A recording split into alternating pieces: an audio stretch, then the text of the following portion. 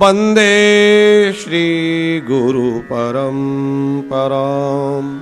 बोलिए भक्तवत्सल भगवान की जय। आप सभी दर्शकों को सादर जय श्री कृष्ण, राधे राधे।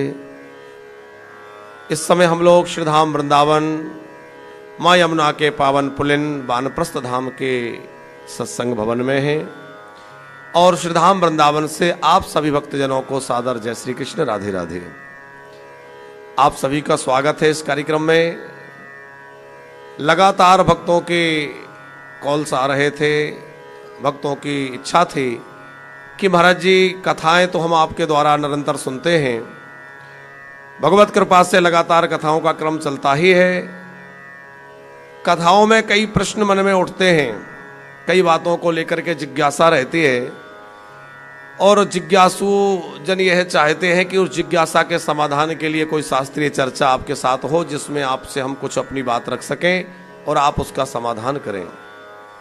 पहले भी हमने प्रश्नोत्तरी का ये कार्यक्रम कई बार किया है, पर इस बार इसको एक नए परिष्कृत रूप में प्रश्नोत्तरी का नाम ना दे करके इसको धर्म संवाद, एक धार्मिक चर्चा के लिए हम लोग जुड़े हैं। हम लोग केवल व्यवहारिक प्रश्न या घरेलू समस्याओं से जुड़ी बातों को ही ना करके धर्म अध्यात्म की चर्चा, क्योंकि धर्म का तत्व बड़ा ही गहन है। धर्मस्य तत्वम निहितो गुहायाम, धर्म का जो तत्व है वह बड़ा गंभीर है और वह बड़ा छुपा हुआ है। निहितो गुहायाम का अभिप्राय है कि धर्म का तत्व छुपा हुआ है। अब उस धर्म तत्व को जानने के लिए विविध शास्त्रों का आश्रय लेकर के हमें समझना होगा कि शास्त्रों ने जो बात कही है उसका अभिप्राय अर्थ क्या है। कई बार किसी एक शास्त्र वचन को सुन लेने से या पढ़ लेने से साधक के मन में कभी कभी संशय उत्पन्न हो जाता है कि हाँ ऐसा कहा है तो इसका क्या अभिप्राय है। तो हम लोग एक सार्थक इस प्रकार की चर्चा करेंगे कि जिसमें हम लोग प्रयास करेंगे। देखो, ऐसा तो नहीं कि हम सर्वज्ञ हैं, आपके सारी जिज्ञासाओं को समाधान कर देंगे, लेकिन हम पूरा प्रयास ये करेंगे कि जो भी चर्चा हो वो शास्त्रीय हो। और इस कार्यक्रम में जो लगातार 10:30 बजे से प्रारंभ हुआ करेगा, आप प्रतिदिन इस कार्यक्रम से जुड़ सकेंगे।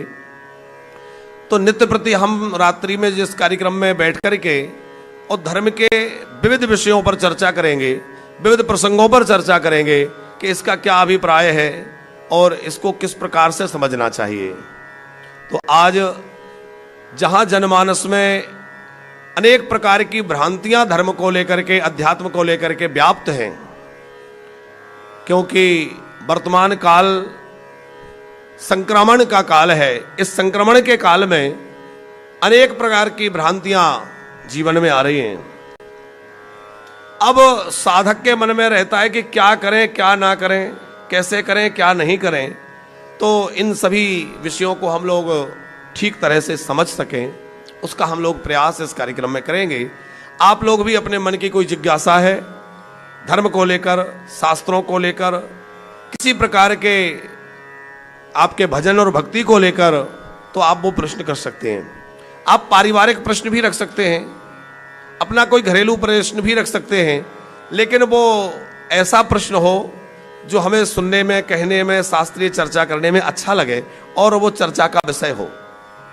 केवल हम अपनी घरेलू चर्चाओं के लिए नहीं बैठे हैं, क्योंकि गृहस्थी और संसार तो भाग्य से सबको मिला है और हम अच्छा कर्म करेंगे तो सब अच्छा होगा ही, तो है ही है।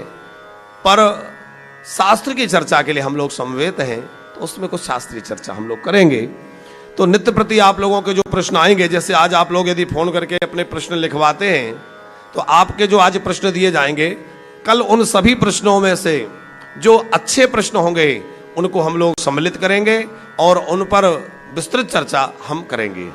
तो अभी तक जो प्रश्न जिज्ञासुओं के द्वारा भेजे गए, चूंकि आज पहला ही दिन कार्यक्रम का है, तो पहले से कुछ भक्तों ने, जिज्ञासुओं ने जो जिज्ञासाएं रखी हैं, उन जिज्ञासाओं के समाधान के लिए आज हम चर्चा करेंगे। और आगे आप भी अपनी बात रखेंगे, अपना प्रश्न रखेंगे, अपनी जिज्ञासा रखेंगे, तो उस पर भी हम लोग चर्चा कर पाएंगे। तो आप, यदि आपके मन में भी कोई प्रश्न है या कोई बात आप जानना चाहते हैं, तो हम लोग उस पर चर्चा करेंगे। आप अपना प्रश्न दिए गए नंबरों पर कॉल करके लिखवा सकते हैं, आप कॉल करके अपनी बात कह सकते हैं। आज एक पहला प्रश्न जो हमने लिया है आज के चर्चा के लिए, आज का जो धर्म संवाद प्रारंभ हो रहा है, और राधा रमन जी से प्रार्थना है कि हे श्री ठाकुर जी, हे श्री जी, ऐसी कृपा करिए कि यह एक सार्थक चर्चा बने और इससे जिज्ञासुओं का समाधान हो, इससे भक्तों को एक राह मिले और भक्तजन अपने भक्ति के मार्ग को सुगम करके और सुगमता से अपने मार्ग में आगे बढ़ सकें। भाई अपने भजन भक्ति, अपने उस प्रेम को, भगवत तत्व को, भगवत प्रेम को बढ़ा सकें। तो आज हमने पहला जो प्रश्न लिया है वो किसी साधक ने पूछा है कि जब मनुष्य अपना प्रारब्ध और भाग साथ में लेकर आता है और अपना सुख दुख अपने भाग्य अनुसार भोगता है, तो इसमें ईश्वर का क्या योगदान है। आपका बहुत सार्थक प्रश्न है, चूंकि ये प्रश्न अनेक लोगों के मन में आता है कि जब हमें जो कुछ हमारा भाग्य है वही मिलना है, तो इसमें ईश्वर का क्या योगदान है। और आज नई पीढ़ी भी इस बात को कहती है कि भाई जब सब कुछ हमारे कर्मों से ही होना है तो हम भगवान की पूजा क्यों करें। तो देखिए, पहले तो यह समझना होगा कि मैं कौन हूं, हम कौन हैं। हम सारी दुनिया को जान लेते हैं पर अपने आप को नहीं जान पाते कि मैं कौन हूं। और आज व्यक्ति इतना व्यस्त है कि उसके पास सबके लिए समय नहीं है, वो तो ठीक है, पर अपने लिए समय नहीं है कि वो अपने विषय में कुछ चिंतन विचार कर सके कि मैं कौन हूं। आप कभी विचार करिएगा कि मैं कौन हूं, तो आपको लगेगा कि मैं क्या हूं। ईश्वर अंश जीव अविनाशी चेतन अमल सहज सुख राशि। हम ईश्वर का अंश हैं। अब हम ईश्वर का अंश हैं तो हमारा कर्तव्य है उस ईश की उपासना करना जिसके हम अंश हैं, क्योंकि हमारा लक्ष्य है उस अपने अंशी तक पहुंचना। हम अंश हैं, अंशी जब तक अपने अंश से नहीं मिल जाता तब तक उसको विश्राम नहीं मिलता। आप देखते हैं पानी की बूंद कहीं भी बरसे पर वो नालियों में भागेगी, नालों में भागेगी, धीरे धीरे धीरे वो नदियों में जाएगी और सागर की ओर भागती है, क्योंकि जल की वह बूंद सागर का अंश है और वो सागर से मिल जाना चाहती है। अपने अंशी से जब वह जाएगी और मिल जाएगी तो वह बूंद सागर में मिलकर के, सिंधु में मिलकर के वह बिंदु भी सिंधु बन जाएगा और उसकी वह यात्रा पूर्ण हो जाएगी। उसी प्रकार यह जीवात्मा है, हमारी अनेक जन्मों की यात्रा है, वह तब पूर्ण होगी जब हम भगवान की प्राप्ति कर लेंगे। आपने जो प्रश्न रखा है कि हम लोग अपना प्रारब्ध लेकर आते हैं, ये बिल्कुल ठीक है, क्योंकि ये मानना कि भगवान किसी को सुख देते हैं, भगवान किसी को दुख देते हैं, ये तो ठीक नहीं है। ना भगवान किसी को सुख देते हैं, ना भगवान किसी को दुख देते हैं। भगवान तो साक्षी हैं। जैसे एक दीपक जल रहा है और उस दीपक के उजाले में आप क्या कर रहे हैं, ये आपके विवेक के ऊपर निर्भर है। दीप प्रज्वलित हो रहा है, दीप जल रहा है, अब हम उस दीपक के उजाले में चोरी कर रहे हैं कि ग्रंथ पढ़ रहे हैं कि विचार कर रहे हैं अथवा कोई और सत्कर्म कर रहे हैं। तो उसी प्रकार ईश्वर तो साक्षी बन करके देखता है। जगत प्रकाश प्रकाशक रामू, वह प्रकाश देने वाला प्रकाशक है और हम सब उसके द्वारा प्रकाश लेकर के उसके साक्षी में अपना कर्म कर रहे हैं। अनेक जन्मों के कर्मों की परंपरा हमारे पीछे लगी हुई है। हमने पिछले जन्म में, उससे पिछले जन्म में, उससे और पिछले जन्मों में क्या क्या कर्म किए, वह हमारे कर्म बन करके सामने हैं और वही हमारा भाग्य बन गया, प्रारब्ध बन गया। कई लोग सोचते हैं कि क्या कर्म करने से सब मिलेगा, तो भाग्य का क्या मतलब है, और भाग्य से मिलेगा तो कर्म का क्या मतलब है। ये भी लोगों का एक बड़ा प्रश्न होता है। तो देखिए, ऐसा है कि हम लोग जो भी कुछ प्राप्त कर रहे हैं वह हमारे भाग्य के अधीन है। लेकिन भाग्य किसके अधीन है? भाग्य सर्वथा कर्म के अधीन है। हमने पहले जो भी कर्म अच्छे अथवा बुरे किए वो हमारा भाग्य बन करके, हमारे प्रारब्ध बन करके हमारे सामने उपस्थित हैं। अब हम अपने उस किए गए कर्मों को, प्रारब्ध भोगों को भोगने में लगे हुए हैं। किसी को सुख मिल रहा है, किसी को दुख मिल रहा है, तो वो हमारा अपना प्रारब्ध कर्म हम भोग रहे हैं। अब ईश्वर क्या करेगा? यदि हम भगवान के भजन में लगे हैं, भगवान की भक्ति में लगे हैं, तो वह हमारा प्रारब्ध कट जाएगा। जैसे बहुत बड़ी विपत्ति आने वाली है, पर यदि कोई भगवत भजन में लगा है, भगवान की उपासना में लगा है, तो ईश्वर की कृपा से, ईश्वर के भजन से उसका प्रारब्ध कट जाएगा और उसका वह विपत्ति जो बहुत बड़ी है, हो सकता है बहुत छोटे में होकर निकल जाए, अथवा पूरी तरह प्रारब्ध कट जाए और उसको बिल्कुल भी ना भोगना पड़े। जैसा कि कहा गया है, भाव ही मेट सके त्रिपुरारी, मेटत कठिन कुअंक भाल के। तो हमारे भाग्य के जो कठिन अंक है वो क्या है? हमारा प्रारब्ध। तो परमात्मा उसको निश्चित मिटा सकते हैं, समर्थ हैं। आप उसको एक व्यवहारिक तरह से इस तरह समझे, किसी से अपराध हो गया और कानून उसको सजा सुना रहा है, पर राष्ट्रपति महोदय का स्वतंत्र अधिकार है कि यदि वो चाहे तो दया करके उस याचक की दया याचिका पर विचार करके और देख करके कि भाई इसका जीवन तो अच्छा है, इसने जीवन में कोई अपराध नहीं किया, गलती से एक बार इससे कोई अपराध बन गया, तो अब हम इसको दया करके और क्षमा कर देते हैं। तो ये किसके ऊपर निर्भर है? राष्ट्रपति महोदय चाहे तो वह अपने उस अधिकार का प्रयोग करके और उसकी दया याचिका को मान करके उसको क्षमा कर सकते हैं। ठीक उसी प्रकार परमात्मा का शासन जो है वह राष्ट्रपति शासन की तरह हमारे सर्वोच्च शासन है। न्याय क्या है, कानून क्या है? बोले धर्मराज जो है वो न्याय करने के लिए बैठे हैं। धर्मराज उसको उसके कर्मों के अनुसार अच्छा बुरा फल देंगे, उसको देवताओं के द्वारा अपने कर्मों का फल भोगना पड़ेगा, लेकिन परमात्मा चाहे तो उसके किए गए कर्मों को क्षमा करके और उसके प्रारब्ध को नष्ट कर सकते हैं। लेकिन प्रारब्ध यूं ही नहीं बदल जाता। दूसरी ओर शास्त्र कह रहा है, अवश्यमेव भोक्तव्यम कृतम कर्म शुभाशुभम। देखो, यही सब चर्चाओं के लिए कहीं कुछ कहा गया है, कहीं कुछ कहा गया, पर हम उसका समाधान कैसे करें? तो एक जगह लिखा है कि भाव ही मेट सके त्रिपुरारी, और दूसरी जगह कहा जा रहा है अवश्यमेव भोक्तव्यम कृतम कर्म शुभाशुभम। अवश्य आपने जो किया है भोगना ही पड़ेगा। तो भोगना तो पड़ेगा, लेकिन वह भोग भगवत शरण में जाने से कम और ज्यादा हो सकता है, घट सकता है, बढ़ सकता है। दूसरी बात यह है कि अभी तक हम जो कर्मों का फल भोगते आ रहे हैं और वह परंपरा चल रही है, यदि हम अब भगवान के भजन में लग जाते हैं तो आगे का हमारा जो समय है वो ठीक हो जाएगा। आगे हमसे कोई ऐसे कर्म नहीं बनेंगे जिससे हमारा कोई गलत प्रारब्ध तैयार हो।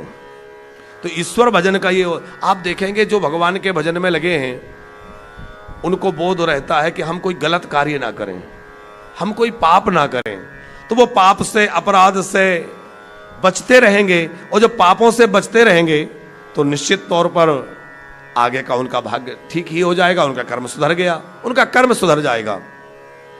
अब वो हमें धीरे धीरे ये अभ्यास करना है कि हमें सर्वत्र उस परमात्मा की सत्ता का अनुभव होने लगे।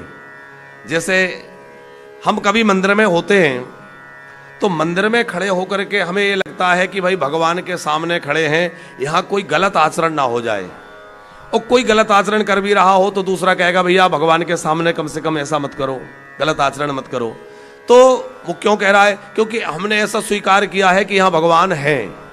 तो धीरे धीरे जब भगवत भक्ति में कोई लगता है तो उसको ऐसा अनुभव होने लगता है कि केवल मंदिर में ही भगवान नहीं है, बल्कि सर्वत्र भगवान है, सब जीवों में भगवान है।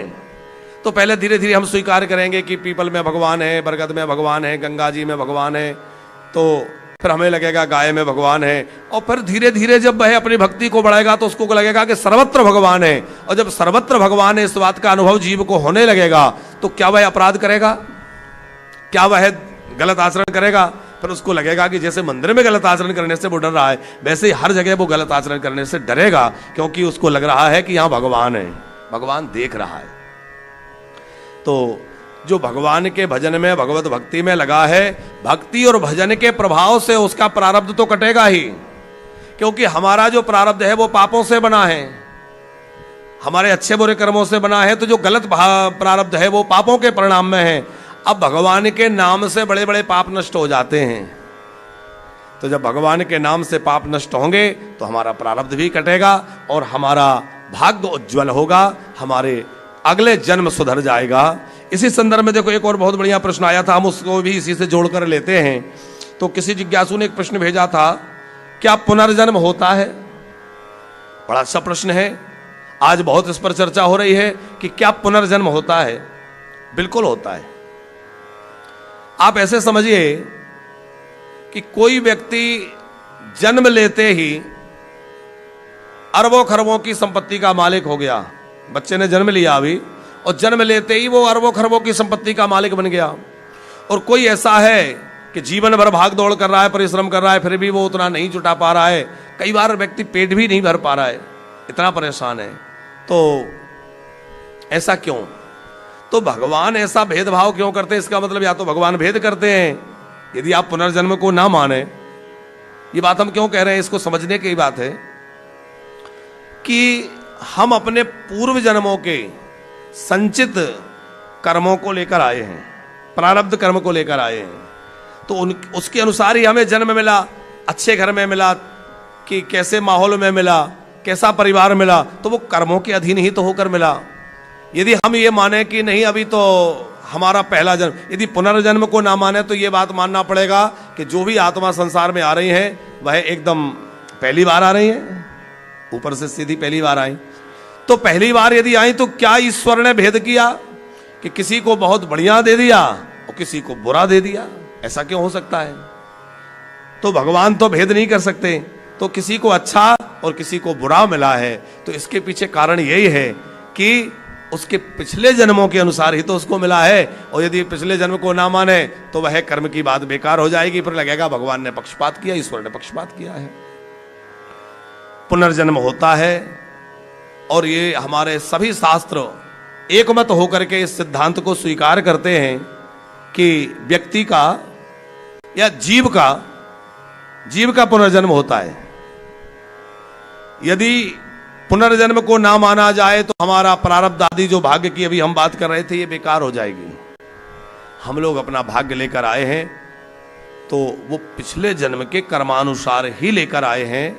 इसलिए यह स्वीकार करना होगा कि इस जीव आत्मा का बार बार जन्म होता है। अच्छा आप देखिए, बच्चा जन्म लेता है, वो अपने माँ का स्तनपान करने लगता है, तो उसको उसका अभ्यास है तभी तो करने लगता है। आज ऐसे बहुत सारे आपको दृष्टांत या उदाहरण मिल जाएंगे कि किसी बच्चे को अपने पूर्व जन्म की स्मृतियां हैं और वो पिछले जन्म की कई बातें बतलाता है। मेरा वहां घर था, मेरा वो शत्रु था, मेरा वो मित्र था, वो मेरा पुत्र था, आदि आदि बातें कई बार बच्चे बतलाते हैं। उनको पिछले जन्मों की बातें याद होती है, तो उनका ये जन्म हुआ, पुनर्जन्म हुआ, तभी तो उनको बात याद है। तो बिल्कुल पुनर्जन्म की बात है। हमारे पुराण इसको एक मत स्वीकार करते हैं कि पुनर्जन्म होता है। इसी संदर्भ में देखिए, आज उसी तरह से कुछ प्रश्नों को समाहित किया है। आप लोग अपने प्रश्न भेज सकेंगे, आप भी कॉल करके अपना प्रश्न लिखवा सकते हैं। एक किसी जिज्ञासु ने कहा है कि जब शरीर जल जाता है तो किए गए कर्मों का फल कौन भोगता है? बिल्कुल बात, आपका प्रश्न अच्छा है कि जिसने पाप और पुण्य किए वो शरीर तो जल करके नष्ट हो गया। अथवा देखो, शरीर की 3 गतियां कही गई हैं। भस्म, विष्ठा और कीट, जैसे उसको खा ले तो उसको विष्ठा बना देगा, अग्नि में जल जाए भस्म बन जाएगा, या मिट्टी में गाड़ दिया जाए तो वह मिट्टी में कीड़ों के द्वारा खाकर समाप्त कर दिया जाएगा। शरीर जब समाप्त हो गया, शरीर नहीं रहा, तो शरीर के द्वारा किए गए पाप पुण्य का भोग कौन भोगेगा और नरकों की यात्रा कौन करेगा, उसकी फल भोग कौन करेगा? ये प्रश्न जो कहा गया है, देखिए आत्मा जो है वो नित्य मुक्त कही गई है और शरीर की मुक्ति संभव नहीं है, क्योंकि शरीर तो पंचभूतों से बना है, यहीं प्रकट हुआ है, यहीं नष्ट हो जाना है। तो जो भी हमारे पाप हैं उस शरीर के द्वारा भले ही किए गए हैं, लेकिन करवाए किसने? मन ने। हमारा मन जो है वो हमें प्रेरित करता है, हमारी बुद्धि हमें प्रेरित करती है कि हम ऐसा करें। तो मन बुद्धि के द्वारा प्रेरित किया जाता है। इसलिए मरने के बाद व्यक्ति को यातना शरीर प्राप्त होता है। जीवात्मा को मरने के बाद यातना देह प्राप्त होती है और उस यातना देह से वह परलोक की यात्रा करता है, उसी से वहां सुख और दुख को प्राप्त करता है। यातना देह से वो यातना प्राप्त करेगा, और यदि उसको स्वर्ग आदि में जाना है तो उसके लिए भी उसको सूक्ष्म शरीर प्राप्त होगा। 3 प्रकार के शरीर की चर्चा हमारे शास्त्रों में है, सूक्ष्म शरीर, स्थूल शरीर, कारण शरीर।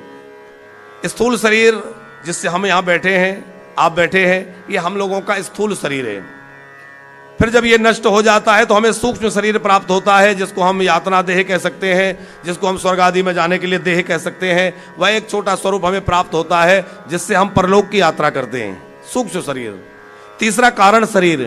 कारण शरीर वह है कि जब हम स्वप्न में सोए हुए हैं और स्वप्न में सो रहे हैं, आप देख रहे हैं कि मैं अमुक जगह घूम रहा हूं, मैं वहां हूं, मैं ये कर रहा हूं, तो स्थूल देह तो हमारा पड़ा हुआ है बिस्तर पर, तो वो कौन कर रहा है, वो सब क्रिया किसके द्वारा हुई जो स्वप्न में देखी गई, तो वो हमारा कारण शरीर वो सब कर रहा है। तो सूक्ष्म शरीर, कारण शरीर और स्थूल शरीर। तो जो सुख दुख भोगने की बात है वो कारण शरीर, वो सूक्ष्म शरीर के द्वारा है। अब आप कहेंगे कि सुख दुख का भोगता कौन है, तो आत्मा जो है उसको ही, जब जीवात्मा जो जाती है परलोक के लिए, तो जीवात्मा को ही वह सूक्ष्म शरीर प्राप्त होता है। लेकिन सुख और दुख का अनुभव हमेशा मन करता है, आत्मा नहीं करती, क्योंकि आत्मा पर इन सब का कोई प्रभाव नहीं होता। जैसे कि जड़ भरत जी रघुगण को कह रहे हैं कि सुख दुख का कोई भी प्रभाव आत्मा पर नहीं होता, शरीर पर होता है, इंद्रियों पर होता है, मन पर होता है, चित्त पर होता है, बुद्धि पर होता है, लेकिन आत्मा इनसे निर्लेप है। तो मन जो है उसी ने पाप के लिए प्रेरित किया, और मन ही परलोक की यात्रा में उसके साथ में चला, और मन ही वहां के सुख दुख के अनुभव को प्राप्त करता है। मन को ही वह प्राप्त होता है, आत्मा को नहीं, क्योंकि आत्मा तो अविनाशी का अंश है, इसलिए उसमें भी अविनाशत्व है। आत्मा भी उसी प्रकार है, ऐसा मानना चाहिए। एक किसी जिज्ञासु का प्रश्न आया है कि महाराज जी बचपन में गुरु बनाए थे, अब वो इस संसार में नहीं रहे, तो उन्होंने जो मंत्र दिया था वह भी याद नहीं है, तो क्या हमें कोई दूसरे गुरु बनाना चाहिए अथवा क्या करें? देखिए, आपका जो प्रश्न है बिल्कुल ठीक ही है, क्योंकि अभी गुरु पूर्णिमा भी आ रही है, बहुत जिज्ञासुओं के मन में ऐसे प्रश्न हैं। जिन लोगों के गुरुजी अब शरीर में यहाँ नहीं है, उनको इस बात की बिल्कुल चिंता नहीं करनी चाहिए कि अब गुरुजी नहीं है तो हम क्या दूसरे गुरु बना लें, क्योंकि गुरु तत्व जो है वो व्यापक तत्व है, वो कोई शरीर का नाम गुरु नहीं है। गुरु जो है वो एक व्यापक तत्व है और ईश्वर का ही स्वरूप है। ये पांच भौतिक देह गुरु नहीं है। पर हाँ, आपने एक बात उसमें जो जोड़ी है कि मुझे अपने गुरु के द्वारा दिया गया मंत्र याद नहीं है, तो यदि आपको गुरुजी के द्वारा दिया गया मंत्र याद नहीं है तो उस परिस्थिति में आप अपने गुरुदेव के प्रति यथावत भाव रखते हुए किसी महापुरुष से मंत्र दीक्षा फिर से ले सकते हैं। अभी श्रीमद् भागवत कथा जो गुरु पूर्णिमा के उपलक्ष्य में चल रही है, उसमें हम लोग विस्तृत गुरु महिमा पर चर्चा कर रहे हैं। आप लोग सुना करें। दिन में ईश्वर टीवी के माध्यम से वो कथा 2 बजे से 4 बजे तक प्रसारित होती है, और हमारे यूट्यूब चैनल पर वो पूरी कथा प्रसारित होती है। तो आप वहाँ, जैसे अब चैनल का तो प्रसारण निकल गया है, आप यूट्यूब से उस कथा को सुन सकेंगे। गुरु महिमा को विस्तृत सुनना है तो इस बार की जो गुरु पूर्णिमा की कथा हुई है उसमें गुरु तत्व पर और गुरु महिमा पर विशेष चर्चा हुई है, तो आप सुन सकेंगे। हमने उसमें बतलाया है कि मनुष्य के 3 गुरु होते हैं मूल रूप से, एक कुल गुरु, एक शिक्षा गुरु और एक सदगुरु। तो विस्तृत उस पर चर्चा हुई है। यहाँ आपको संक्षिप्त बतला दें। कुल गुरु वह है जो हमें कुल में हमारे संस्कार, जन्म का बाद जात कर्म नामकरण, उपनयन, विवाह आदि संस्कार जो कराते हैं, वो हमारे कुल के कुल पुरोहित या कुल गुरु कहे जाएंगे। उसके बाद जहाँ से हमने शिक्षा ली वो हमारे शिक्षा गुरु हैं। फिर वो अलग अलग जगह से शिक्षा ली तो शिक्षा गुरु कई हो सकते हैं। और फिर होते हैं सदगुरु। सदगुरु जो हमें भगवान की राह दिखा करके, भक्ति की राह दिखा करके, भगवान के मार्ग पर चला करके, हमें सदमार्ग पर लगा करके ईश्वर के उपासना में लगा दे, वो सदगुरु हैं। सदगुरु का काम है ईश्वर से जोड़ना। तो अब पहले तो ये देखिए कि आपने बचपन में जो दीक्षा ली थी वह आपके कुलगुरु से आपने मंत्र लिया होगा शायद, तो फिर आप सदगुरु दीक्षा ले सकते हैं। और यदि आपने सदगुरु दीक्षा भी ली थी और आपको मंत्र याद नहीं है, तब भी आप मंत्र किसी महापुरुष से ले सकते हैं। लेकिन यदि आपको मंत्र याद है और आपके गुरुजी अब संसार में नहीं, शरीर से नहीं है, तो आपको बिल्कुल दूसरे गुरु बनाने की आवश्यकता नहीं है, क्योंकि गुरु तत्व व्यापक तत्व है। आप अपनी जिज्ञासा गुरुजी के सामने भाव से रखें, किसी न किसी रूप में आकर के वो समाधान करेंगे, क्योंकि अखंड मंडलाकारम व्याप्तमेन चराचरम, वह चराचर में व्याप्त तत्व है, वो आपके समाधान के लिए किसी न किसी रूप में आकर के आपका समाधान अवश्य करेंगे। तो आज इस बात को लेकर काफी लोगों में भ्रम है कि हम किसको गुरु बनाएं, क्योंकि गुरु पूर्णिमा आ रही है, लोगों के मन में खूब जिज्ञासा है। कल परसों गुरु पूर्णिमा है 22 तारीख में। तो आप निवेदन है कि जो लोग गुरु दीक्षा लेकर के, गुरु मंत्र लेकर के और गुरु शरणागति, भगवत शरणागति ग्रहण करने वाले हैं, वो इस बात का विशेष ध्यान रखें कि हम जिस स्थान से गुरु दीक्षा ले रहे हैं, क्या वह वेद मार्ग का अनुयायी है, क्या वह शास्त्रों का जो मार्ग है उसी मार्ग के अनुयायी है। क्योंकि आज ऐसे भी मतांतर और पंथ आदि प्रकट हो गए हैं जो वेद मार्ग का खंडन करते हैं। हमारे यहाँ यदि ईश्वर भी वेद का खंडन करे तो वो भी स्वीकार नहीं है। उसका उदाहरण है बुद्ध भगवान।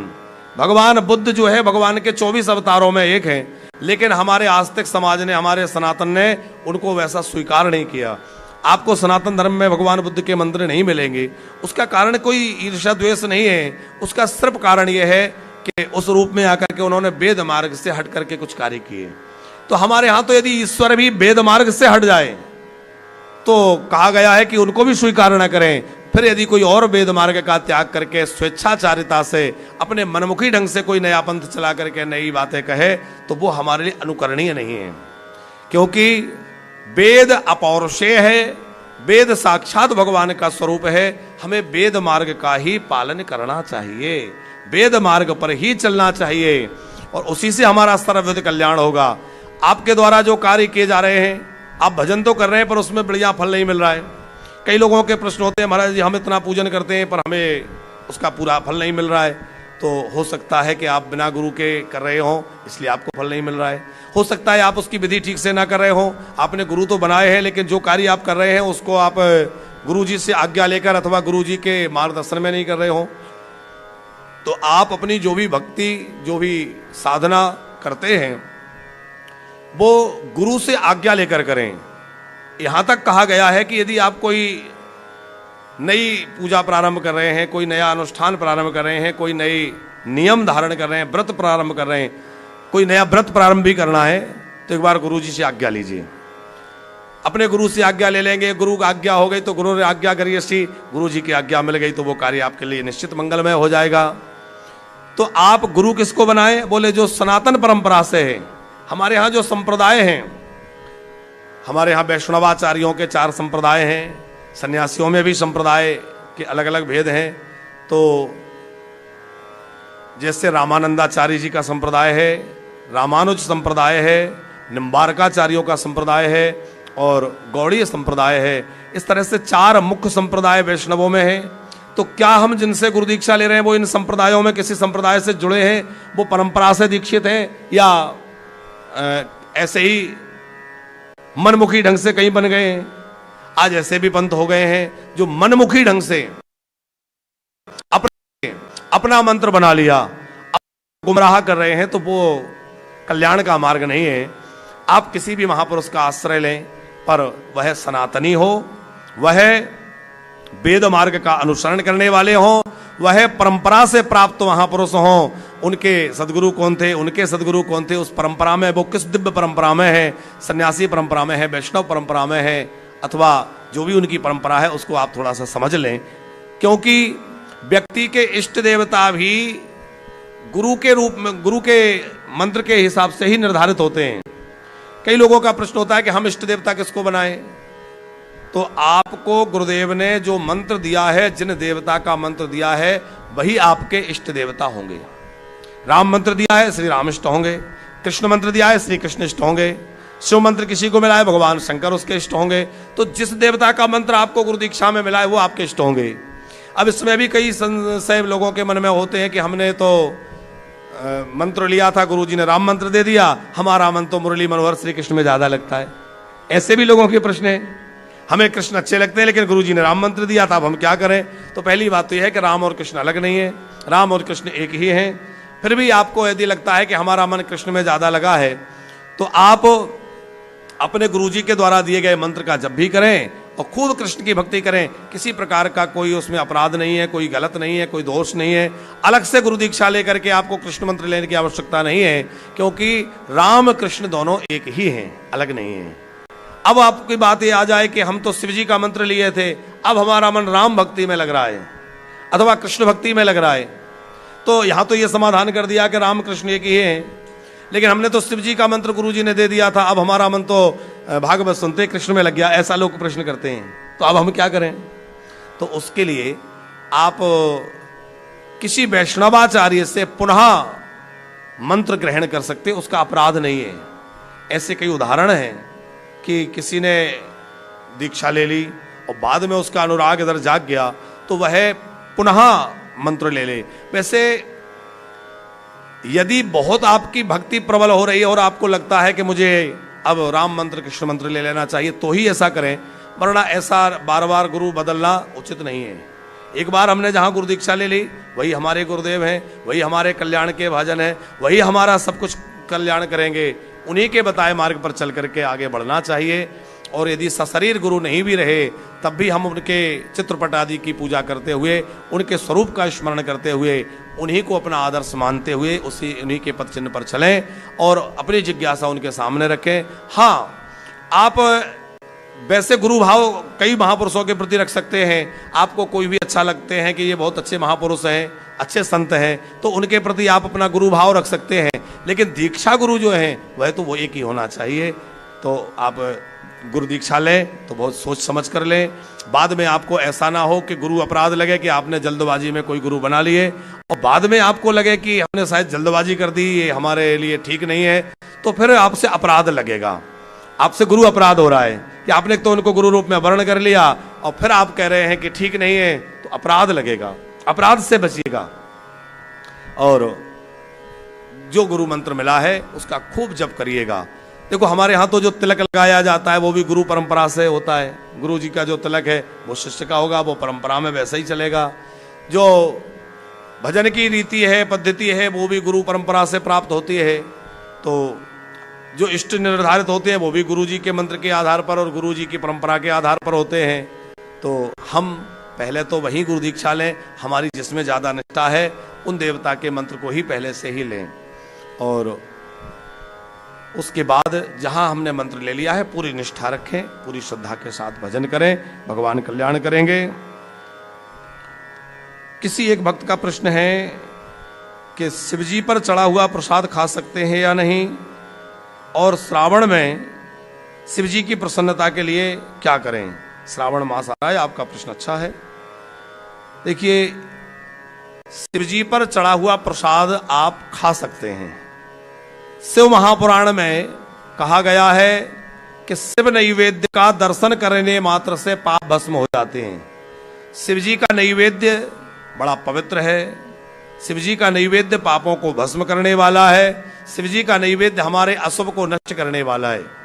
लेकिन उसमें एक ध्यान रखने की बात है कि शिवलिंग को जो स्पर्श हो गया है, जलहरी जो भगवान शिव की जलधारी होती है उसके ऊपर जो चढ़ा दिया गया है, उसको स्पर्श करा दिया गया है, वो प्रसाद हमें नहीं ग्रहण करना चाहिए।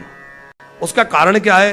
कोई ऐसा तो नहीं कि वो अपवित्र हो गया, अरे भगवान शिव की शिवलिंग है तो उससे पवित्र क्या होगा, उससे सिद्ध क्या होगा।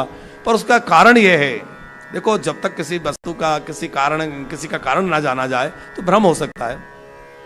उसका कारण यह है कि भगवान शंकर के एक गण है चंडीश्वर अथवा चंड, उनका नाम है चंड, चंडेश्वर भी उनको कहा गया है। तो वो चंड नाम के भगवान शंकर के जो गण हैं, भगवान शंकर ने उनको प्रकट किया और बाद में उन्होंने भगवान शंकर से कहा कि मैं क्या ग्रहण करूं, मुझे बहुत भूख लगी है। भगवान शंकर ने उनको अपने द्वार पर बिठाया और कहा कि जो भी मेरे शिवलिंग पर चढ़ जाएगा वो शिवलिंग पर चढ़ा हुआ प्रसाद तुम्हारा भाग होगा। उसको तुम ग्रहण करोगे। मेरे शिवलिंग पर मेरे यहां जो भी जो कुछ चढ़ाएगा वो तुम्हारा अधिकार होगा। उसको कोई और यदि ग्रहण करता है तो उसको उसका अपराध लगेगा। तो इसलिए शिवलिंग को स्पर्श किया हुआ प्रसाद नहीं खाना चाहिए, क्योंकि वो चंड का अधिकार हो गया है, वो चंड के लिए पहुंच गया है। हम उसको खाएंगे तो हमें अपराध लगेगा। अब आप कहेंगे हम उसका क्या करें, चंड का भाग हो गया, उन्होंने स्वीकार कर लिया, लेकिन हम उसको कहां ले जाएं? तो आप उसको या तो जल में प्रवाहित कर दें, जल जंतु उसको पालेंगे। आप गाय अथवा नंदी को वो खिला सकते हैं, या जो नाथ संप्रदाय के लोग हमारे यहाँ होते हैं तो जहाँ होते हैं उनको दे सकते हैं, पर वो सब जगह तो उपलब्ध नहीं है। वो लोग उसको ग्रहण कर सकते हैं, उनको अधिकार है। लेकिन जहाँ सब जगह वो उपलब्ध नहीं है तो आप शिवलिंग को स्पर्श किया हुआ अथवा शिवलिंग पर चढ़ा हुआ जो प्रसाद है उसको आप या तो जल में प्रवाहित कर दीजिए, या फिर उसको जो है आप गाय को या नंदी को खिला दीजिए। अब आपने पूछा कि श्रावण में ऐसे कैसे पूजा करें जिससे भगवान शिव प्रसन्न हो। देखिए, श्रावण माह जो है तो जितने भी प्रकार के शिवलिंग हैं उन सभी शिवलिंगों में सर्वाधिक महत्व यदि किसी शिवलिंग का है तो वो है मिट्टी के शिवलिंग का, पार्थिव शिवलिंग का। पार्थिव शिवलिंग की बहुत महिमा पुराणों में कही गई है, विशेषकर शिव महापुराण में मृतिका, पार्थिव माने मिट्टी के शिवलिंग, मिट्टी के शिवलिंग की बहुत महिमा है। सोने के शिवलिंग से भी ज्यादा मिट्टी के शिवलिंग की महिमा है। तो आप श्रावण के माह में शिवलिंग की पूजा करें, और यदि मिट्टी के शिवलिंग बनाकर पूजा करें, और आप नियम ले सकते हैं 22 तारीख को गुरु पूर्णिमा है, 22 तारीख से श्रावण प्रारंभ हो रहा है, 21 तारीख को गुरु पूर्णिमा है, तो 22 से श्रावण मास प्रारंभ होगा। तो 22 तारीख से आप जो है नित्य प्रति ये नियम यदि श्रावण मास के लिए बना लें तो आप देखेंगे बड़े से बड़ा कार्य आपका हो जाएगा। घरों में आज बड़ी बड़ी समस्याएं हैं, लोग कहते हैं ये समस्या है, ये है, वो है। आपका बड़ा से बड़ा काम कोई रुका हो, अटका हो, और आप श्रावण मास में मिट्टी के शिवलिंग बना करके पूजा प्रारंभ कर दीजिए, और पूरा 1 महीने तक नित्य प्रति पार्थिव शिवलिंग बना करके पूजा कीजिए। आप देखेंगे कि आपका वह कार्य कितनी सहजता से हो जाता है। भगवान शिव बड़े दयालु हैं और वो भक्त की बड़ी जल्दी मनोकामना पूर्ण करने वाले हैं। शिव जी आशुतोष हैं, औगणदानी हैं, वो बहुत जल्दी रीझ जाते हैं। थोड़े से जल से रीझ जाते हैं, बिलपत्र से रीझ जाते हैं, धतूरा से रीझ जाते हैं। लड्डू ना मिले धतूरा ही चढ़ा दो, उसी में खुश हैं। बहुत प्रकार के पुष्प ना मिले, कनेर धतूरा जो मिल जाए चढ़ा दो, उसी में खुश हैं। तो शिव जी की पूजा श्रावण के माह में शिवलिंग की पूजा करें। कौन सा सबसे अच्छा शिवलिंग है? मिट्टी का शिवलिंग। दूसरे नंबर पर आते हैं नर्मदेश्वर शिवलिंग। यदि आप मिट्टी के शिवलिंग नहीं बना पा रहे हैं तो नर्मदेश्वर शिवलिंग जो नर्मदा नदी से निकले हैं होते हैं, उनकी पूजा की बड़ी महिमा है। तो आप नर्मदेश्वर शिवलिंग की पूजा करें, और शिव जी को जल चढ़ाना, शिव जी को दूध दही आदि से स्नान कराना। जो पंचामृत है, दूध दही घी शक्कर शहद, 5 चीजों से मिलकर पंचामृत बनता है। दूध दही घी शक्कर और शहद, तो इसको 5 प्रकार के अमृतों को मिलकर के बना तो उसका नाम हुआ पंचामृत। आप पंचामृत अभिषेक करिए भगवान शंकर का। आप अपने घर में भी शिवलिंग अवश्य बिठाइए। छोटे से शिवलिंग आप अपने घर में बिठा के रखिए और नित्य प्रति उनका पूजन करिए। घर में शिवलिंग नहीं है, कहीं आसपास मंदिर है तो मंदिर में जाके आप पूजा कर सकते हैं। मंदिर में जाके शिव जी को जल चढ़ाइए, बिल्व पत्र चढ़ाइए। समी का पत्र भगवान शंकर को बहुत प्रिय है। समी के पत्र चढ़ाने से भगवान शंकर बहुत जल्दी प्रसन्न होते हैं। बिलपत्र जैसा शिव जी को प्रिय है वैसे समी पत्र भी प्रिय है, तो आप समी पत्र चढ़ा के पूजा करिए, बिल्व पत्र चढ़ा के पूजा करिए। और हाँ, बिलपत्र फटा हो, टूटा हो, कटा हो, एक पत्ती टूटी हो तो भी उसको खंडित नहीं मान करके चढ़ा देना चाहिए, क्योंकि शिव जी को बिल्वपत्र इतना प्रिय है कि बिल्वपत्र ना मिलने पर बिल्वपत्र का चूर्ण भी भगवान शंकर को चढ़ाएं तो वो प्रसन्न होते हैं। सूखे हुए बिल्वपत्र का चूर्ण कई लोग रखते हैं कि कहीं यात्रा में है, बिल्वपत्र नहीं मिल रहा तो चूर्ण चढ़ा दें। पहले प्रयास करिए कि 3 पत्ती का साफ सुथरा बिल्वपत्र मिले। नहीं मिल पा रहा है तो जैसा भी मिले उसको धुल करके, बिल्वपत्र चढ़ाते समय ध्यान रखें बिल्वपत्र को बिना धुले कभी ना चढ़ाएं। तुलसी पत्र हो, बिल्व पत्र हो, इनको धुल के नहीं चढ़ा, इनको बिना धुले नहीं चढ़ाना चाहिए। और पुष्प को धुल के नहीं चढ़ाना चाहिए। पुष्प जो है उसको धुलने का निषेध है, पानी में डुबाने से उसका अशुद्धि कही जाती है। बिल्व पत्र और तुलसी ये बिना धोए कभी नहीं चढ़ाना चाहिए। दूर्वा है, बिल्वपत्र है, तुलसी है, समीपत्र है, इनको धो के चढ़ाना चाहिए। और बिल्वपत्र चढ़ाने में ध्यान रखें कि उसके ऊपर का जो डंठल है वो डंठल अवश्य तोड़ दें। बिना डंठल टूटा हुआ बिल्वपत्र शिव जी को कभी ना चढ़ाएं, वो बड़ा अपराध माना जाता है। शिव जी को बिल्वपत्र तो प्रिय है तो वो आपसे प्रसन्न होंगे, लेकिन यदि आप चढ़ाते हैं तो वो शास्त्र की आज्ञा का उल्लंघन हो रहा है और वो वज्रतुल्य माना जाता है, वो शिव जी के लिए भार कहा गया है, ऐसा शिव पुराण में वर्णन है। तो बिल्वपत्र कभी भी चढ़ाएं, उसका डंठल तोड़ दें। यदि राम राम लिख दें बिल्वपत्र पे तो उसका और अधिक कई गुना फल प्राप्त हो जाता है, क्योंकि शिव जी को राम नाम अत्यंत प्रिय है और बिल्वपत्र भी बहुत प्रिय है। उस पर लिख के राम राम चढ़ा दें तो शिव जी बहुत प्रसन्न होते हैं। तो सहज में शिव जी को प्रसन्न करने के लिए आप जल चढ़ाइए, पंचामृत चढ़ाइए और उसके बाद में बिल्वपत्र चढ़ाइए, तुलसी की मंजरी चढ़ाइए, समीप चढ़ाइए और कनेर के पुष्प भगवान शंकर को बहुत प्रिय है। जो पीला कनेर होता है, तो पीले कनेर के पुष्प शिव जी को बहुत प्रिय है, जो प्रायः कहीं भी मिल जाते हैं।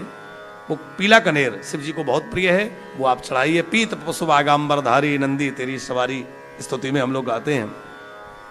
तो पीत पुष्प भगवान शिव जी को अर्पित करिए। भगवान शिव को कौन से पुष्प नहीं चढ़ते? तो भगवान शंकर को एक तो केवड़ा, केतकी, जो शिव पुराण में वर्णन है, आप लोग कथा सुनते हैं कि श्राप दे दिया उसको कि तू मेरी पूजा में बहिष्कृत रहेगा, मेरी पूजा में तेरा प्रयोग नहीं होगा। तो एक तो भगवान शिव को केतकी का पुष्प, केवड़े का पुष्प ना चढ़ाएं। दूसरा, भगवान शंकर को चंपा का पुष्प भी ना चढ़ाएं। चंपा का पुष्प प्रायः लोग चढ़ा देते हैं, लेकिन चंपा का पुष्प भी भगवान शंकर को नहीं चढ़ाना चाहिए। ये दो पुष्प शिव जी के लिए वर्जित हैं। बाकी आप कोई भी पुष्प चढ़ाइए। भगवान विष्णु को वो पुष्प नहीं चढ़ते जिनमें सुगंध नहीं होती। सुगंध रहित जो पुष्प हैं वो विष्णु भगवान को नहीं चढ़ते, लेकिन भगवान शंकर को बिना सुगंध वाले पुष्प भी चढ़ते हैं। जैसे कनेर है, उसमें कोई विशेष सुगंध नहीं होती। जैसे धतूरा है, उसमें सुगंध नहीं होती, धतूरे का पुष्प है। आक का पुष्प है, ये शिव जी के बहुत प्रिय पुष्प हैं, ये खूब चढ़ाइए।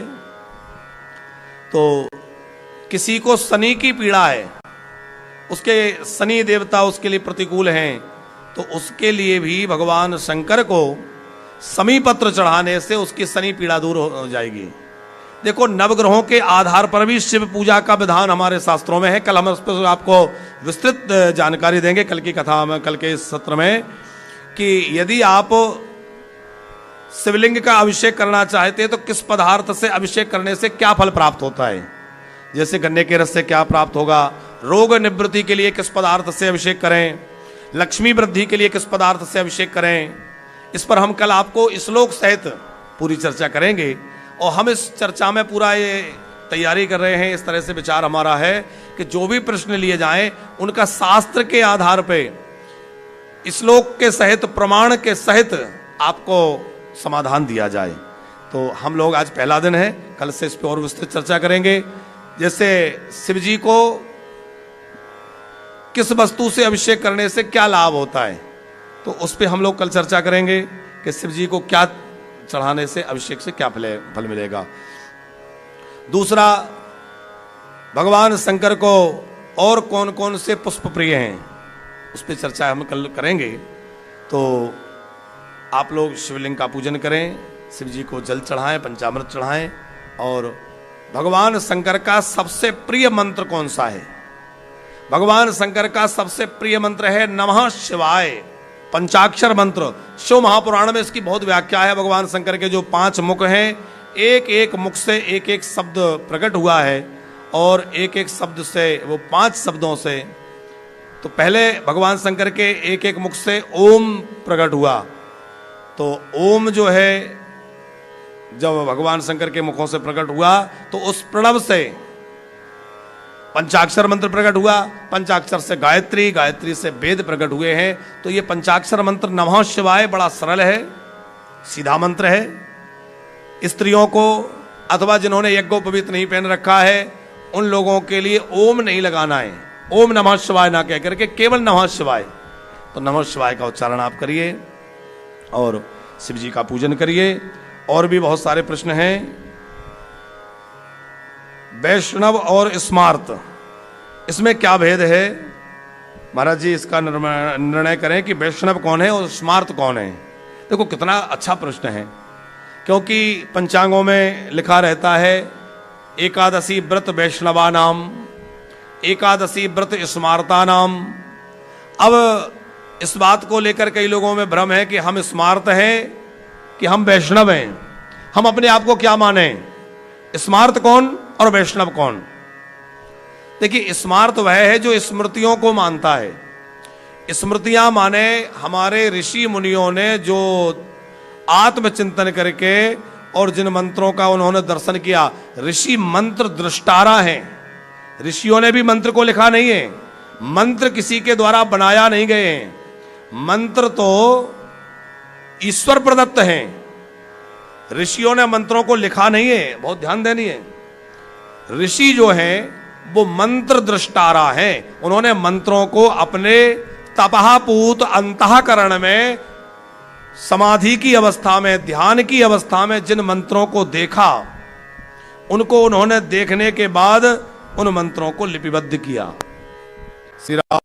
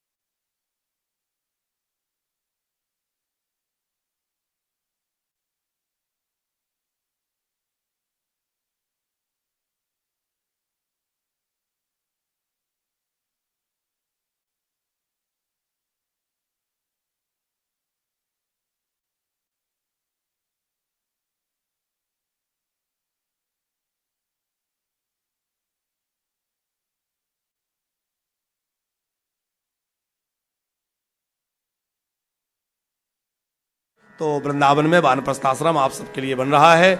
जो लोग भी अपने घर की जिम्मेवारियों से निवृत्त हो गए हैं, जो अपने दायित्वों को पूर्ण कर चुके हैं, अब जिन्हें लगता है कि हम बुढ़ापे में क्या करें, तो वो वानप्रस्थ में आ सकते हैं और वृंदावन में वानप्रस्थ में आकर के आप भी ब्रजवास का लाभ ले सकते हैं, आप ब्रजवासी बन सकते हैं। तो आज के लिए बस इतना ही, और हम लोग कल पुनः ठीक जो है 10:30 बजे पुनः चर्चा में सम्मिलित होंगे। तब तक के लिए आप सभी को सादर जय श्री कृष्ण, राधे राधे। श्री राम जय राम जय जय राम। श्री राम जय राम जय जय राम। श्री राम जय राम जय जय राम। श्री राम जय राम जय जय राम। श्री राम जय राम जय जय राम। श्री राम जय राम जय जय राम। मानव जीवन का एकमात्र लक्ष्य है भगवत प्राप्ति। हम पूरा जीवन घर गृहस्थी की चिंता में व्यतीत कर देते हैं और अंत में खाली हाथ चले जाते हैं। मिलता कुछ नहीं, न लोक न परलोक। अधिकतर बुजुर्ग अपना अंतिम समय बड़े ही कष्ट में गुजारते हैं। उनकी देखभाल, उनकी सेवा करने वाला कोई नहीं होता। इसीलिए मौत आने के पहले ही मौत आ जाती है, अर्थात अकाल मृत्यु हो जाती है। बहुत लोगों की मांग रही कि हमें भी वानप्रस्थ में कक्ष चाहिए, हम भी रहना चाहते हैं। साथ में ही एक परिकल्पना थी कि वानप्रस्थ के लिए एक विस्तृत स्थान हो, जहां बुजुर्गों के घूमने के लिए पार्क हो, गार्डन हो, खुला स्थान हो, मंदिर हो और वहां गौशाला हो। तो उस सब के लिए एक बड़े भूखंड की आवश्यकता थी, जिसके लिए वानप्रस्थ धाम फेज 2 करके एक दूसरी जगह आश्रम बनाया जा रहा है, जहां एक विस्तृत भूखंड श्री जी की कृपा से प्राप्त हुआ और वह क्रय करके उस भूखंड में लगभग 3.5 एकड़ भूमि में वानप्रस्थ धाम फेज 2 के नाम से लगभग 550 से 600 कमरे वहां बनाए जा रहे हैं। उन कमरों में भी सारी व्यवस्था होगी। आप अपनी सुविधा अनुसार भी, जैसे आपको लेना है, छोटा कमरा लेना है, कुछ बड़ा लेना है, थोड़ा और बड़ा लेना है, तो उस तरह के कमरे भी उपलब्ध रहें, ताकि हमारे बुजुर्ग अपने सुविधा अनुसार वहां रह सकें। परम पूज्य आचार्य पंडित चतुर नारायण पराशर जी महाराज देश विदेश में भ्रमण कर भक्तों को कथा सुना रहे हैं। विगत 3 दशक में न जाने कितने बुजुर्गों की पीड़ा सुनकर महाराज श्री की आंखें नम हुई। धर्म कार्य में लगे हुए महाराज श्री निरंतर यही सोचते रहे कि बुजुर्गों की पीड़ा का अंत कैसे हो। प्रभु की ऐसी कृपा हुई कि पूज्य डॉक्टर चतुर नारायण जी महाराज स्वयं वृंदावन वास करने लगे और न जाने कितने भाग्यशाली भक्तों को अपने वानप्रस्थ धाम वृंदावन के आध्यात्मिक, भक्तिमय और आनंदमय वातावरण में कक्ष प्रदान कर बुजुर्गों का लोक और परलोक दोनों सुधार रहे हैं। धन्य है महाराज जी। भगवत प्राप्ति के लिए, इस उपासना के लिए ऐसी सुंदर व्यवस्था आपको शायद ही प्राप्त हो, जहां आपके व्यावहारिक जीवन की भी समस्याओं का निदान हो, आपको भोजन भजन के साथ उपचार भी उपलब्ध हो और सुंदर एक आध्यात्मिक भक्ति का वातावरण भी आपको प्राप्त हो। तो आप यदि चाहते हैं कि हमें भी भगवान की प्राप्ति हो, हमारा बुढ़ापा भी बड़े सुख से कटे, हमारा बुढ़ापा भी बड़े आनंद के साथ व्यतीत हो, तो आप वानप्रस्थ में आकर के आश्रय ले सकते हैं। वानप्रस्थ आपके स्वागत में है। यह कोई वृद्धाश्रम नहीं है जहां आपको मजबूरी में रहना पड़े। यह है वानप्रस्थ धाम, जो मोक्ष नगरी श्रीधाम वृंदावन में निर्मित है, जहां नित्य ध्यान, योग, प्राणायाम, यज्ञ, सत्संग, कथा और संकीर्तन द्वारा लोगों का जीवन सुधारा जा रहा है। यहां आप परिवारजनों को प्रसन्नता प्रदान करते हुए स्वाभिमान और सम्मान के साथ रह सकते हैं। सुविधा संपन्न, सुंदर और भक्तिमय वातावरण में आप सुख से रहेंगे। यहां होगी आपके लिए संपूर्ण व्यवस्था। अभी हम लोगों ने वानप्रस्थ अन्नपूर्णा सेवा प्रारंभ की है, जिसमें हॉस्पिटल में इलाज करा रहे मरीजों के परिजनों के लिए सुंदर भोजन की व्यवस्था होती है और साथ में ही यहाँ पर गौशाला का कार्य और गो हॉस्पिटल का कार्य, जहाँ गौ माता का इलाज भी हो सके और बीमार गाय, घायल गाय, एक्सीडेंटल गाय, उनको वहां उपचार मिल सके, उनका उपचार के साथ साथ उनकी देखभाल हो सके। तो इसलिए गो हॉस्पिटल और गौशाला का निर्माण भी हो रहा है। एक बार आप अवश्य पधारें, इन सेवा कार्यों को आप स्वयं देखें, इन सेवा कार्यों से जुड़ें और वानप्रस्थ में निवास करके अपने जीवन को सार्थक करें। मानव जीवन की सार्थकता भगवत भजन में है। आइए ब्रजवास करते हुए हम लोग वृंदावन में रहते हुए सुंदर वानप्रस्थ का आनंद लेंगे, भक्ति का आनंद लेंगे और बांके बिहारी के भजन में डूबते हुए राधा रमण की प्राप्ति करेंगे। आप सबका मंगल हो। सादर जय श्री कृष्ण। सुंदर निवास करना पड़े यह है व्यवस्था। अभी हम लोगों ने वानप्रस्थ अन्नपूर्णा सेवा प्रारंभ की है, जिसमें हॉस्पिटल में इलाज करा रहे मरीजों के परिजनों के लिए सुंदर भोजन की व्यवस्था होती है और साथ में ही यहाँ पर गौशाला का कार्य और गो हॉस्पिटल का कार्य, जहाँ गौ माता का इलाज भी हो सके और बीमार गाय, घायल गाय, एक्सीडेंटल गाय, उनको वहाँ उपचार मिल सके, उनका उपचार के साथ साथ उनकी देखभाल हो सके। तो इसलिए गो हॉस्पिटल और गौशाला का निर्माण भी हो रहा है। एक बार आप अवश्य पधारें, इन सेवा कार्यों को आप स्वयं देखें, इन सेवा कार्यों से जुड़ें और वानप्रस्थ में निवास करके अपने जीवन को सार्थक करें। मानव जीवन की सार्थकता भगवत भजन में है। आइए ब्रजवास करते हुए हम लोग वृंदावन में रहते हुए सुंदर वानप्रस्थ का आनंद लेंगे, भक्ति का आनंद लेंगे और बांके बिहारी के भजन में डूबते हुए राधा रमण की प्राप्ति करेंगे। आप सबका मंगल हो। सादर जय श्री कृष्ण। सुंदर निवास।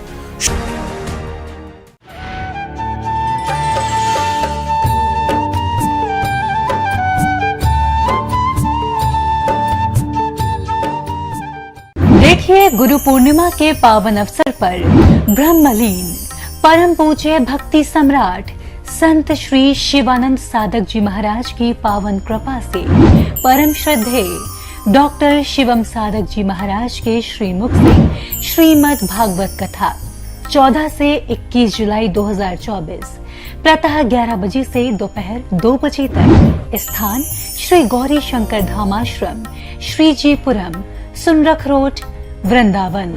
इस कथा का सीधा प्रसारण साधना गोल्ड व शिवम साधक जी के YouTube चैनल पर एवं विशेष प्रसारण प्रतिदिन रात्रि 11:30 बजे से साधना टीवी पर। कथा में यजमान बनने हेतु संपर्क करें।